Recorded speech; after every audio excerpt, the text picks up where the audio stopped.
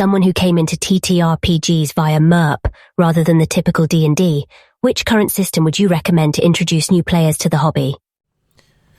So D&D used to be the obvious one to go for because it's the easiest one to find, it's the easiest one to find players for. It has shaped and modelled what people's expectations of a role-playing game are. So, and it was the first, so it was the introductory RPG.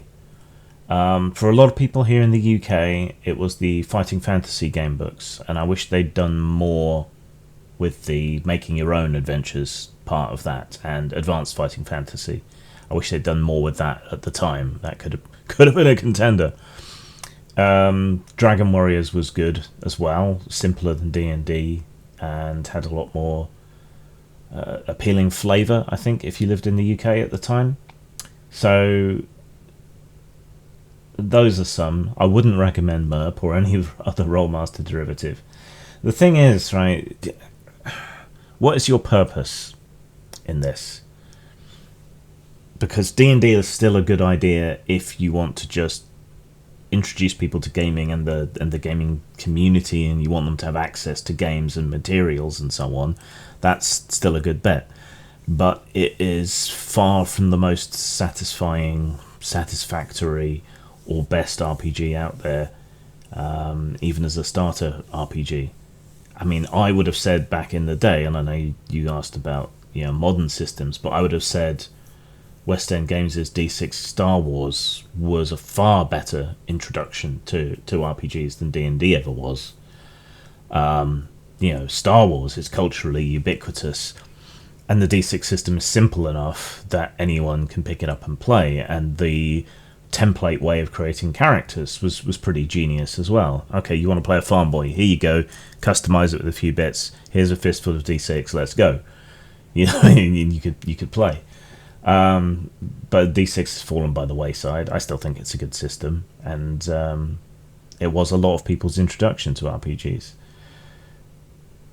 So maybe it's an intellectual property like Star Wars or something that will make a good introduction for people. But then I look at the games that are being put out for, say, Power Rangers or Transformers or G.I. Joe, and they're not aimed at the people coming in. They're not aimed at new players. They're aimed at the nostalgia and more adult market. And they're all quite derivative of D&D in any case. Simple systems. Honestly, I think the most fertile ground to go for at the moment would probably be the anime and manga communities. And we are finally getting a slow trickle of translated Japanese RPGs come out in the West in translations. So maybe there's hope there. They're publishing RPGs relatively cheaply in most cases, in smaller, more portable formats, and you're capturing a group of readers and fans who have a lot of energy and enthusiasm and already make up their OCs and all the rest of it.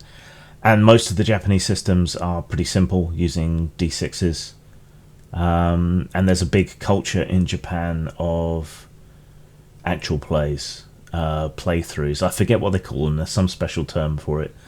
So there's lots of examples of play out there for people. So having talked around this a lot now, I guess, I would say probably the anime-based RPGs, plus with Isekai being popular, that's got to have an appeal to people, and provides a justification for the kind of self-insert wish fulfillment that a lot of people are imposing on us through their games anyway. So there you go.